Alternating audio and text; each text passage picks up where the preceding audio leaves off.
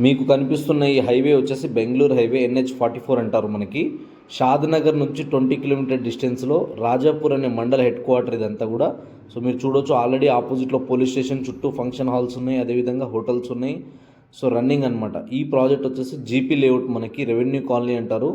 So ఈ కాలనీలోనే already ఒక ఇల్లు కూడా కట్టుకోవడం జరిగింది. అతి తొందరగా ఇల్లు కట్టుకునే విధంగా సూట్ అయ్యే ప్రాజెక్ట్స్లో one of the best project, highway facing project. చుట్టుపక్కల అదర్ లేఅవుట్స్ అన్నీ కూడా గజం 22,000 23,000 అమ్ముతున్నారు.